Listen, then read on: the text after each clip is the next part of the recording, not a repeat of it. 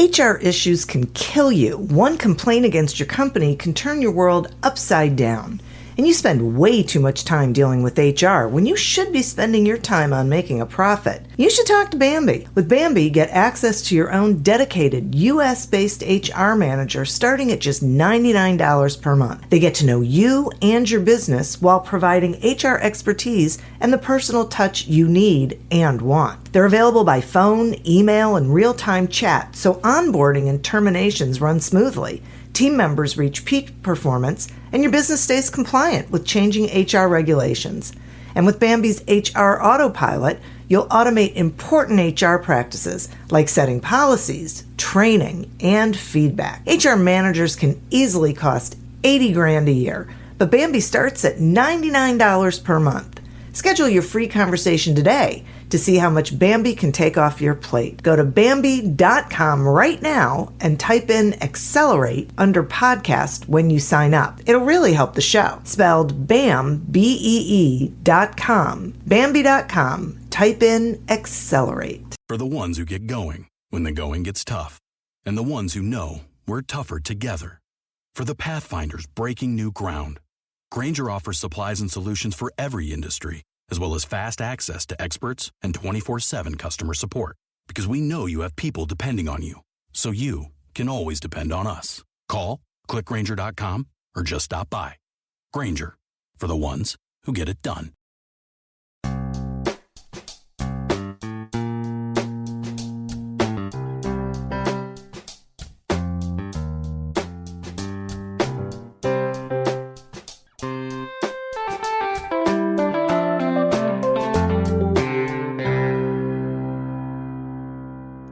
Welcome to Accelerate Your Business Growth with your host, Diane Helbig. Diane is a leading small business development and leadership coach, author, and speaker who is passionate about sharing valuable ideas, tips, and techniques with business professionals worldwide. Diane brings you the world's experts and gurus in all things business. Whether it's sales, structure, social media, planning, or plateauing, guests bring their expertise and energy to each episode. When growing your business is your focus, Accelerate Your Business Growth is the show to listen to. Got a topic or guest suggestion? Let Diane know. The goal is to make sure you have the information you need to move your business forward. Thanks for joining us. Settle in and enjoy. Hi, everybody. Thank you so much for joining me. Today's podcast is sponsored by Audible.com and Gusto. Audible.com is a leading provider of spoken audio entertainment and information. Listen to audiobooks whenever and wherever you want. Get a free book when you sign up for a 30-day free trial at audibletrial.com/businessgrowth. Gusto offers modern, easy payroll plus benefits to small businesses across the country. They were even named Best Online Payroll by PC Mag. As a listener, you'll get 3 months free when you run your first payroll. Sign up and give it a try at gusto.com/accelerate. Accelerate Your Business Growth podcast continues to enjoy inclusion on lists of the best podcasts to listen to. Most recently, we were added to the list of 12 small business podcasts to listen to grow your sales on allbusiness.com, and it was then picked up, the list was then picked up on Forbes.com, so pretty exciting. That is really because of the guests who join me. These are folks with expertise in a particular area, and they join me to have a conversation where they share that expertise with all of you, so that you can implement, different practices, ideas, techniques, suggestions, that sort of thing, so you can be more successful. Today, my guest is Edward Leigh. Edward is an expert on employee engagement and customer engagement. He focuses on creating productive workplace environments through dramatically improved communication, enhancing team building, and decreasing negative attitudes. His expertise makes him an in-demand media guest with appearances on many national television shows, including The Oprah Winfrey Show, the Oprah Winfrey Network and the Today Show. He lives with his wife, Beth, in a quiet country home that they share with their golden retriever and a house full of pugs. Thanks so much for joining me today, Ed. It's my pleasure to be here. I am very excited to have you here. I think this is a really important topic, and I'm curious about something. You deliberately mentioned personal items in your bio, like your dogs. So I'm wondering if you would share with us your reason for that, and does it relate to employee engagement, and if so, how? Yes, it absolutely relates to employee engagement, and I always include something about the dogs in all my intros. And actually, the past few years, I've had to make a note on my intros. For example, when I'm doing a speech, please read the entire intro, because I remember, because I talk about my intro during my program on employee engagement. And in one speech, this gentleman, he did the intro and he skipped the dog part. And so then there's a reason, and it only takes about 30 seconds to explain. It actually has to do with a commercial I saw a few years ago. You may have seen it. There's a group of ladies playing cards, and one says, "Oh, did you hear about John and Mary?" And the other says, "No, what happened?" "Well, John unexpectedly passed away, and I don't know how Mary's going to pay the bills, the mortgage, the credit cards. I don't know how she's going to do it." And then another lady says, "Well, we don't have to worry about that because we have ABC insurance." And then another lady says, "Oh, life insurance at our age, it's probably very expensive." "Oh, no, just $1 a day." And then another lady says, "Well, I bet there's a lot of medical questions." "Oh, no medical questions." "Well, how do we hear about this insurance?" And then the announcer comes on and gives all the information about the insurance policy. Now, the thing is, would anyone buy the insurance policy if it was just the announcer talking about the policy? Maybe a few, but probably not just giving information. It's that emotional connection that captures us. "Oh my God, I don't want that to happen to me. I better get this insurance." And when the announcer comes on, we're ready. So what we're basically talking about is information connections and emotional connections. And the first part of my bio was information. The last line was the emotional connections. And that's primarily how we connect with each other, through emotion. So when we're working with employees, we have to make sure we're providing information, providing them the skills they need to do their job. But we also need to think about how we're emotionally connecting with employees. For example, if I was your employee and I live with a house full of pugs, once in a while say to me, "How are the pugs doing?" When I walk into my dentist's office, the receptionist, the first thing she says, "How are the pugs?" And that movie from years ago, "You had me at hello." Well, with me, my wife, "You had me at pugs." Now, with me, it's pugs. With someone else, it could be gardening. With someone else, it could be a sports team. With someone else, it could be a doll collection they have. And I worked with, she was an attendee at one of my workshops. She told me that she's a manager. She has a list of all the people that work under her. She has their birthday and their hobbies. So when it comes time for a birthday, she'll try to find a card that relates to their hobbies and a gift that relates to their hobbies. And that's where the emotional connection comes in, and that's why when people feel, employees say, "Well, they don't care about me," and then I talk to the managers, "No, we provide them all the information. We provide them professional development." I says, "What about the emotional connection?" And that's what's often lacking. So that's why I always include the dogs, to emphasize, the emotional connection with employees, and that makes it or breaks it. It's such a good point, because I think business leaders don't realize, they really do think that they're providing enough, and they really don't stop and think about, how does it feel on the other side of that? How is that? How's the other person interpreting their worth, their value? Yes. To the company. Yeah. Yes, and that's why a lot of the managers I work with, they say, "We're giving them all this information. Yeah. We're providing all this training. We're doing all these things. Why do they say on evaluations they don't care about us?" And then it's the lack of emotional connection. Yeah. Boy, that makes sense. Now, Yes. when in your workshops, you talk about what you call just employees. What does that mean?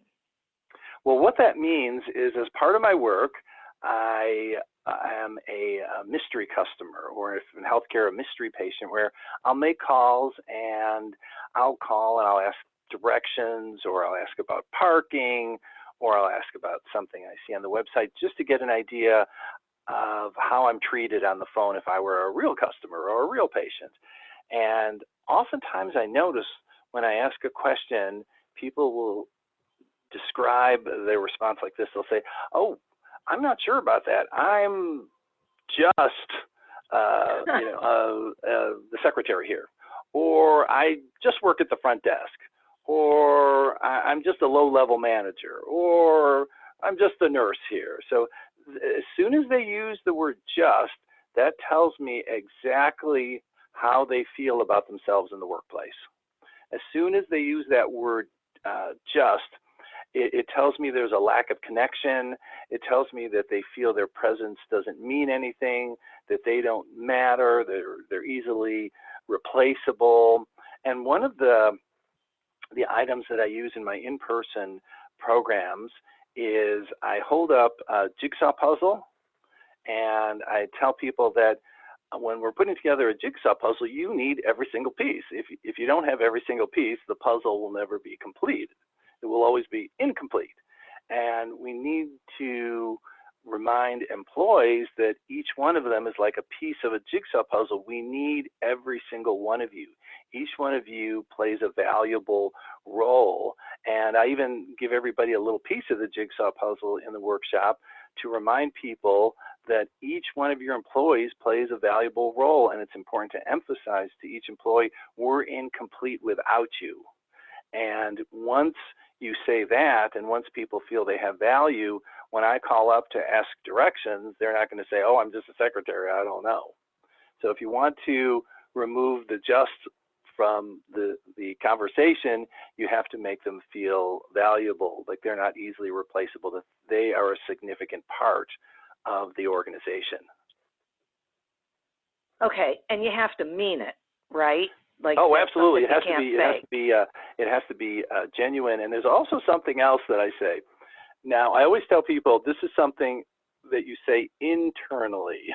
You don't want to put this on a bulletin board. You don't want to put this on your website, your brochure. This is something strictly you say internally, because a lot of organizations will say, like a retail organization will say, "Our customers are number one, customers first." I'll say, that's okay to put on a bulletin board. That's okay to put on your website and your brochures, but internally your employees are number one.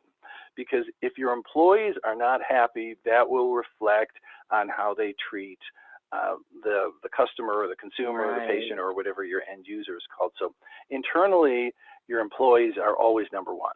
They have to be number one, because if they don't feel engaged, your customers won't be engaged either. Okay, so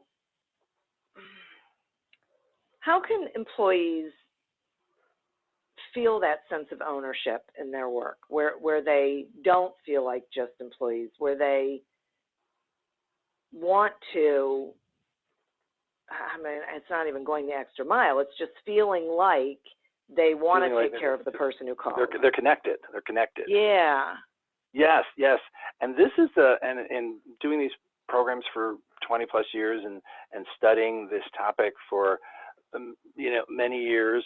And what I find is what most critical is I interview employees about their experiences. And what I find often happens, and I don't believe that managers and owners and supervisors do this deliberately. It's just the way, well, that's how it's always done. They don't think of another way of doing it. And this is what I'm talking about. A small group of people get together, owners, managers, administrators, supervisors, whatever term is used in the organization. They get together in a meeting room, they make all the decisions, and then they tell the employees, okay, this is what we're going to do. So they feel like they have no ownership. They feel like what they have to say doesn't mean anything. So what I always suggest in the organizations I work with, and it reminds me of a wonderful quote by the science guy, Bill Nye, and he said, everyone you meet knows something you don't. Nice. And each one of your employees, they come with experiences and education and ideas and wonderful input, and we need to tap into that. So when you're working on a project, instead of a small group of people getting together and making all the decisions and then telling everybody else, this is what we're doing, instead of doing that, what I tell them is early on, start surveying people, start meeting employees one-on-one and saying, we're working on this new project and we value your feedback. We'd love to hear your thoughts. What are your ideas on this?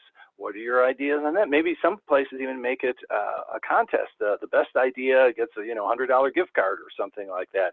So this way, early on, they feel a sense of ownership because people don't argue with their data, their own data. If they feel a part of the project, they're not going to complain about the project.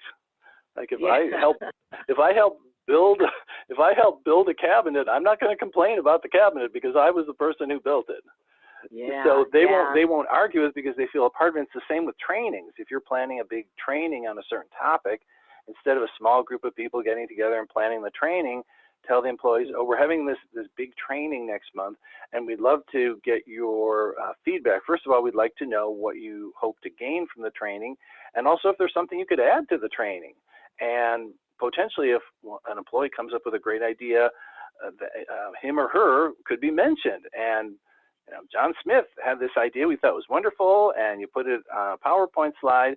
So now John Smith is going to be thrilled, and guess what? He's going to tell all of his coworkers, oh, this is a wonderful project. This is wonderful, because he's excited about being part of the project, so he's going to encourage his colleagues, his coworkers, to be excited too. And this is what I find in workplace in general that's lacking, that the small group of people make all the decisions and then tell everyone what to do.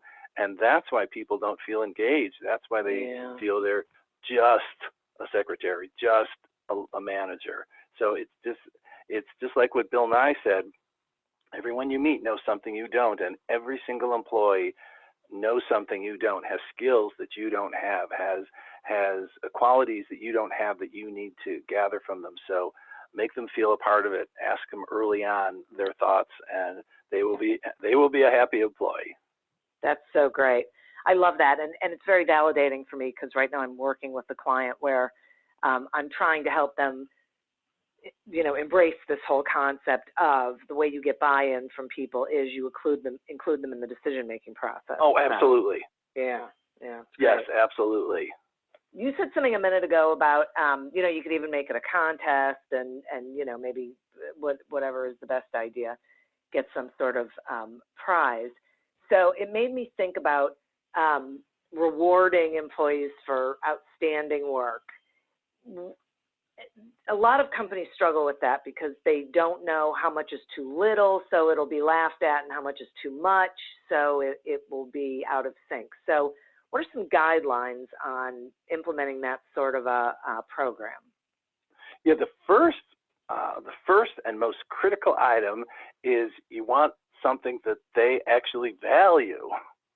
And the classic example of this, and this happened, it's probably about 15 years ago. I was speaking in Hershey, PA, and I've been there several times after that. It's a wonderful place. So this is my first time in Hershey. So of course I went to the chocolate factory and I got all of these chocolates, and I packed my suitcase full. This was when I actually put bags through. Now I just have 2 carry-ons and ship things ahead of time. So this is when I actually checked bags through. So I got all of this chocolate for family and friends. I mean, I was so excited. I went in that, being out in a room full of chocolate, I can't imagine anything more wonderful. So I got all this chocolate. I packed it in my bag, checked the bag through, got back from the airport. I was telling everyone, oh, I've got all this wonderful chocolate. I have family members around me as I'm opening the bag, and I opened the bag, and someone somewhere along the way opened my bag and took all my chocolates. You're kidding. They didn't want my clothes or my undershirt or my socks, but they wanted that chocolate. Everything was there except all the chocolate. So I called the airline and I said, I've got some bad news for you. Someone opened my bag and stole all my chocolates. Of course, they were horrified. And then I actually called the chocolate company in Hershey, and they gave me like half off and sent everything over again, no shipping costs. And so the airline, of course, was horrified, and they gave me frequent miles, and they just, apologized left and right. And then about 2 days after that, there was a knock at the door from UPS, and there was a big box from the airlines, and it was a box filled with Omaha steaks. The only thing is, my wife and I cut out the beef. We're trying to watch the cholesterol. So here they are. Here they are trying to reward us. And my in-laws loved it. My in-laws, of course, they love those Omaha steaks, but it wasn't rewarding to us. Yeah. Because it was not something that we valued. So you have to make sure it's something that, people value. And once again, it goes back to the ownership, talking to people in the organization. We want to set up a system to reward people for doing wonderful work. What would be of value to you? What would excite you? What would interest you? And it's interesting what I found from the research from rewards is actually that a lot of times people don't even think of these as rewards, but they're definitely rewards. I call them, I have 2 areas of rewards. I have the no-cost rewards and the low-cost rewards. And the no-cost rewards, and most people when initially think of this as a reward, a handwritten note. It could be a thank you note, or I have, this is almost, well, of course I did this job when I was 10 years old, and I have a note that's almost 30 years old, and it just said, thank you so much. When my first job was out of college, thank you so much, for all your help on this. This was my supervisor sent me this, who wrote it and put it in my box. Thank you so much. The staff appreciates all the work you've done. You're the most resourceful person I've ever met. Wow. And I've got that note, and I posted it on Facebook, and my friend Joanne is actually a Facebook friend, and she saw it. And she said, I can't believe you saved that note. It just meant so much to me, especially in this day and age of texting and, well, not really so much faxing, but texting and Facebook messages and emails. A handwritten note is so special and so significant. And also another reward that a lot of people don't think about, let's say one of your employees is just doing an outstanding job, just wonderful. You just love this person. Send a note to their spouse and say, we are so thrilled Mary is working here. We just think the world of her. She's outstanding. She's always friendly. And then that is an incredible reward. Sending a card to the spouse, thanking them for and mentioning how wonderful, the employee is. That, is just, incredible. And also some really like no cost, low cost things like there's one organization, they'll name a room after someone who does a great job. This month, the Mary Smith meeting room, or, the John Kelly meeting room. So they name a room after them. So it's just those little things that people don't think of as rewards, but those are so incredibly rewarding. And there's also something else about rewards that the research has found. Instead of doing one big bonus at the end of the year, what's actually more effective in reducing turnover is small little rewards sprinkled throughout the year. Like, for example, if someone does something extraordinary, a $25 Starbucks gift card. That, of course, has to be something that they appreciate, that they like Starbucks. Right.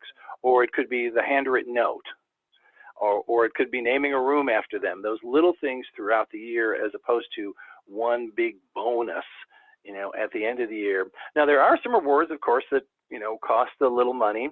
And one set of employees that I interviewed, what they thought was really special, because I know for rewards, a lot of organizations like, let's order pizza for everybody, let's order, Chinese for everybody, which is wonderful. I would never say don't do that. But a group of employees told me what they thought was really special is the bosses, the managers, the supervisors. What they did, they got together and they made a meal from scratch and served it to the employees. Oh, that's great. Yeah, and they said that just meant so much to them, because, it really doesn't take a lot of work to call and say, okay, I'd like a pizza with the following things on it. Okay, I'd like an order. That's still a wonderful gesture. I would never say don't do that, but the fact that they actually made something from scratch, like one supervisor said, this is my grandmother's famous macaroni and cheese recipe. This is my wife's famous, and I, made it myself. So it's those kinds of things. It's those personal that you took the extra effort to do. That is what people tell me, makes such a big difference. So the more personal, but once again, ordering pizza is a good thing. It's just that if you could make it more personal. And then I've had people tell me that their boss will wash their car. I mean, and not just throw a little water on it. I mean, really scrub it and wax it. I mean, and they said that just meant so much to them that they actually went out and they looked out their window and they saw their boss washing their car. Wow. And once again, it doesn't cost much money. How much does it cost for a little, car shampoo? Yeah. And once again, those are the people, when I interview employees, those are the stories that come up. They never seem to mention the yearly bonus. They talk about washing the car, the meal from scratch, the handwritten notes. That's what makes the big difference. The more personal, the better. And once it goes back to the earlier discussion we have on the emotional connections with people. Right. Yeah, that's what I was thinking. Yes. Okay, I'm going to take a quick sponsor break and then continue on. Accelerate Your Business Growth podcast is happy to be sponsored by Audible.com and Gusto. Audible.com is a leading provider of spoken digital audio entertainment and information. They have over 150,000 titles to choose from, and you can listen to them on any device, including whatever you're hearing us on right now. And if you sign up at our link, which is audibletrial.com/businessgrowth, you get one free audiobook and a 1-month trial of the service. Some examples of books you can listen to on audible.com are Breathe to Succeed by Sandy Abrams and Leading Loyalty by Lena Renee. So visit audibletrial.com/businessgrowth, explore the books that are of interest to you, and receive one free audiobook when you sign up for the trial. Everybody loves payday, but loving a payroll provider, that's a little weird. Still, small businesses across the country love running payroll with Gusto. Gusto automatically files and pays your taxes. It's super easy to use, and you can add benefits and management tools to help take care of your team and keep your business safe. It's loyal, it's modern. You might fall in love yourself. Listeners get 3 months free when they run their first payroll. Check it out at gusto.com/accelerate. Today we're speaking with Ed Leigh about employee engagement and how important it is, which it leads me right into my next question, which is talking to you about healthy employees and why, I sort of get it that they are productive employees, but how does an employer help their employees become healthier? Yeah, and this is such a critical topic because no matter how much wonderful education we provide or wonderful emotional connections we have, if people are dragging, if people are out a lot because they're sick, this is not going to be a productive workplace. So we have, just like with ourselves, we have to think of our health. Our health, comes number one, and our employees' health have to be, priority list. And it's also, it works in terms of finances. It's a good thing because what they found, for example, for every dollar spent on a wellness program, you save over $3 in terms of employee absenteeism, employee medical costs. So it makes sense even from a financial standpoint to have these types of wellness programs. And there's a variety of things that could be done. For example, have a mini health fair. Even if you have a small organization, have a mini health fair where people could get their cholesterol checked, their blood sugar checked, their glucose checked. And I did talk to one manager in a workshop I did, and through a health fair that they had in their organization, they're not a big organization, one employee, and she had no symptoms at all, one employee was found to have dramatically high blood sugar. She was diabetic, significantly diabetic, no symptoms. So they immediately had her see someone. She's on medication now. Her blood sugar is normal, and she was at risk for having quite a variety of health issues. As you know, diabetes causes a range of serious issues, and so she can't thank the employer enough. She cannot. She said, I don't know what to say, how to thank you for this. So it's one of those things. And also, One manager in a recent program said, I thought this was brilliant. Now, of course, you can't do this outside in the wintertime if you're in a Northeast Ohio like we are, but one manager told me she does walking meetings with people where you don't, or it's not a meeting where you have to obviously take a lot of notes. She'll just walk with them for 10 or 15 minutes. It could be about around the building, or if it's a nice day. She says, because this way they get to walk, they're energized through the walking. And she said people love the walking meetings. And also there's some other things. Now, once again, before I say this, I don't want you to think I'm the food police. I'm not the food police. there's Okay. nothing wrong. And now, of course, I know you'll edit this part, but I actually did have a donut this morning. I stopped at the Dunkin's. And now, of course, I know you'll edit this out. No, of course, you can keep it in. Of course, you can keep it in. The point is, there's nothing wrong with having a donut. There's nothing wrong with having a cookie. But every time you're serving employees something, is it always donuts and cookies? There's nothing wrong with having it once in a while, but some fruits and veggies are nice too. Some yogurt's nice too. So maybe some pita chips with hummus. So you want to have a balance, because if you're always serving junk food to them, what kind of message is this sending out? And also, what I recommend, there's wonderful organizations, the colleges, nonprofits that could provide a lunch and learn speaker, a speaker on how to have a healthy breakfast, how to read labels, how to cut down on the fat in your diet. And employees love these lunch and learns. So think about incorporating them. Also, another thing that I recommend is discounts to gyms, discounts to places that serve healthy foods. And once again, the message you're sending out, the critical message is, I care about you. I care about your health. I want you to feel good. So there are many ways that we could create healthy employees. And once again, I'm not people always think I'm the food police. I'm not the food police. It's okay to have some sweets now and then, but you just want to balance it with healthy options also. Well, one of the things that I will say about that as well is that there are a lot of employees that don't want the donuts. Yes. I hear it all the time, like at conferences and stuff, and they'll say, is it possible for us to get a healthy food choice during snack break or whatever it is? So that falls into what you were talking about in regards to knowing what your employee, what matters to them, what they value, and providing them with that. If you're going to provide food at a meeting, have an idea of what kind of food people are going to appreciate. Oh, absolutely. Absolutely. Yeah. And because I did speak at one meeting, I'll never forget, this was years ago. It was a lunch meeting. No, it was a breakfast meeting rather. And they had like quiche with hollandaise sauce and ham and sausage. And then they had something else with a hollandaise sauce. And I looked at all that food and I thought, I don't want to eat any of this because I want to live long enough to do the presentation. I said to them, is there any yogurt in the back or fruit? I mean, it's just nothing healthy.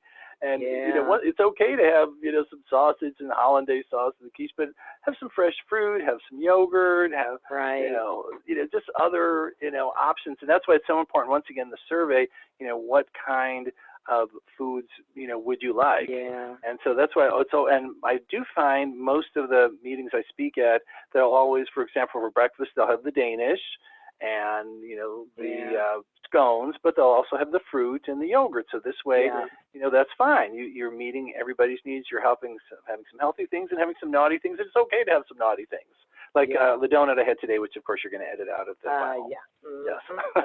Okay. Now talk to me about communication tools that enhance relationships with employees within a workplace.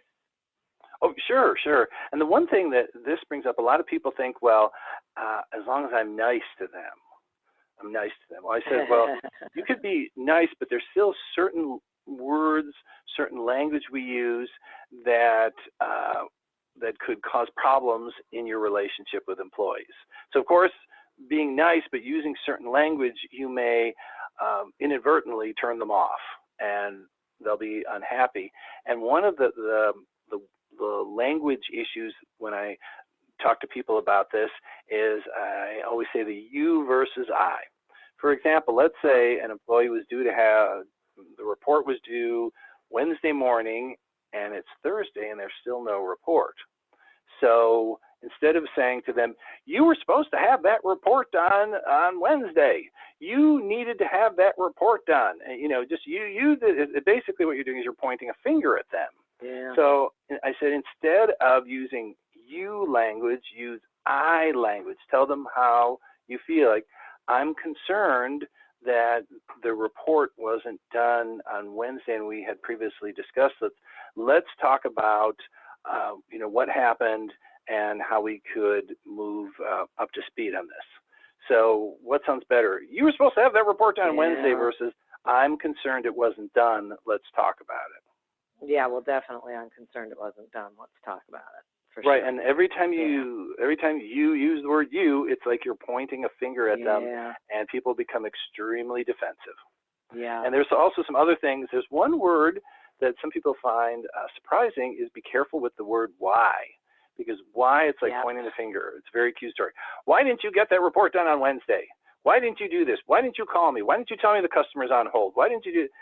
So once again, instead of saying, why didn't you do that? I always suggest replacing why with what, because think about when you're growing up, well, at least this is what I heard when I was growing up. Why didn't you eat your vegetables? Why did your teacher call me? Why didn't you take out the garbage? Why is your room such a mess? So the why words make us, the word makes us very defensive. Yeah. So instead of saying, why didn't you have that report done on Wednesday? Saying, what was going on that prevented you from having the report? Yeah. And it's easy, those why words just so easily slip out of our mouth. So just convert your whys to what. And also the last major tip that I find reduces a lot of conflict in the workplace and also conflict in personal life too. My wife and I always try to get in the habit of doing this, and it's repeat back. And what I mean by repeat back is, say you're talking to an employee and you give them some information, and instead of having them say, okay, got it, have them say, okay, let me make sure I understand. These are the 3 things that need to be done by tomorrow morning. I need to call this person. I need to email the PDF file to this person, and I need to email the PowerPoint slides to this person. Is that correct? And then you would say, yes, that is correct. But oftentimes in the workplace, we'll give someone information. They'll say, okay, got it. But how do you know they really got it? And then I remind people, are you familiar with the telephone game kids play? Yeah. And what happens, the first kid says something, and then by the end, it's a completely different story. And that's fun when you're a kid. It's not a good thing in the workplace. No, unfortunately, happens a lot. So speaking along those lines, I think a lot of people feel like they have employees who have negative attitudes. So what suggestions would you give to someone about how to handle those employees?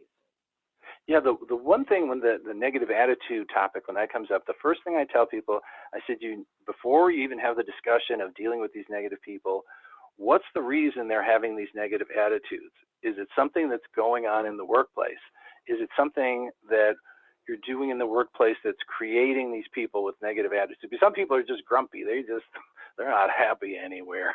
This is not happy anywhere. But there's a lot of people who are feeling negative because of something that's going on, and then it brings us back to the earlier discussion. A just employee is going to be negative. If someone says, I'm just the secretary here, chances are they're going to run into some negative attitudes over here. So you need to look at what are we doing that could potentially be creating these attitudes. And a lot of it is that people feel a lack of ownership. They feel they don't matter. They're easily replaceable. No one cares what they think. And that's why early on you want to include them in projects so they feel valued, so they feel that what they have to say means something. It's like I think it's the third time I said to Bill Nye, everyone you know knows something that you don't. But the thing is, if you do have a person with a negative attitude, what I always suggest is meet them privately. You don't want to, when they're with a group of employees, you don't want to say, you need to drop this negative attitude. Not only are you, saying it in an appropriate manner, but you're embarrassing them in front of their colleagues. So take them aside. And what I always recommend is start, instead of getting right into you have a negative attitude, I would first suggest finding something positive to say. I know you had that customer last night. I knew that was a real challenge for you, and I just thought, you did a wonderful job with that person. I thought you just handled it very professionally. You did a terrific job. And then you could say, once again, instead of the you have the negative attitude, saying, I've been concerned about some of the things you have said. I've been concerned about some of the issues that you've talked about, and I would like to, know what's going on, know what your concerns are, and then I'd like to have you think about some possible solutions. Because one manager in one of my workshops, she said she has a sign on her door, "Don't complain about something unless you have a possible solution." Yeah. And so that's what I would say to this person. I see you have some concerns. I try not to use the word, "You're a negative person." You're using the, I see there's some concerns you have, and I would like to learn more about your concerns, how we could address them, how we could resolve them. I'd like to know your thoughts on how to resolve them, how we could turn around and make this a better situation. So what I do is I put it back on them, but I first up by saying something nice about them, complimenting them, a legitimate compliment. I mean, really sincere, not just, saying something that's really not true, but a sincere compliment, and then using I language, using, friendly terms, or saying, "You're a negative person," using friendly terms to get them to come up with a solution. And once you get them to come up with a solution, then they're going to take ownership, because once again, they help create it. And I find that's an ideal way to work with these negative people. So all the skills we've talked about earlier build to this point in working with negative people with negative attitudes. Wonderful. Thank you. I think this is great information. I appreciate the very specific tips, but also the examples. I think it really is helpful for people to hear a story, because then I know everyone listening is thinking to themselves, "Oh yeah, I know that," or I've had that experience before. So Ed, I really appreciate you joining me. Will you It's my pleasure. Let the listeners excuse me, will you let the listeners know how they can find you, and anything you've got going on? Sure. The easiest way to get a hold of me is through my email address, and it's easy to remember because it's my name. And it's, even though informally, of course, I go by Ed, but a lot of my clients tend to use my full name on things, so that's why my email address is my full name. So it's Edward, EDWARD, at Edward, EDWARD, and then my last name, LEIGH.com. So it's Edward at edwardleigh.com, and remember the Leigh is LEIGH. Oh, that's wonderful. Thank you. And listeners, my pleasure. Thank you for tuning in. As always, I think you got some great actionable information that you can utilize from here. I would also like to thank our sponsors, Audible.com and Gusto. To get a free trial of Audible.com and a free audiobook, just go to audibletrial.com/businessgrowth to sign up. For payroll processing you'll love, sign up for a demo of Gusto today at gusto.com/accelerate. Listeners get 3 months free when they run their first payroll. Continue to prosper and be curious, and until we meet again on another episode of Accelerate Your Business Growth, goodbye and good day. Me, but also you. The Pharaoh fast forwards his favorite foreign film, Powder Donut. Okay, what's my line? The only line I see here on the script is get options based on your budget with the Name Your Price tool from Progressive. Oh man, that's a tongue twister, huh? I'm sorry, I'm gonna need a few more minutes. Bulbous Walrus, the Bulbous Walrus. The Name Your Price tool, only from Progressive. The owl ran afoul of the comatose coxswain. Progressive Casualty Insurance Company and affiliates. Price and coverage match limited by state law. Imagine how fast we could solve the world's biggest problems if more SaaS startups would gain traction sooner. Welcome to the Tech Entrepreneur on a Mission podcast. This podcast is dedicated to sharing experiences from B2B SaaS CEOs who are going above and beyond to deliver change that is noticed. You will hear their secrets and learn what is required to build a SaaS business that the world starts talking about and keeps talking about, and how to overcome the roadblocks to do so.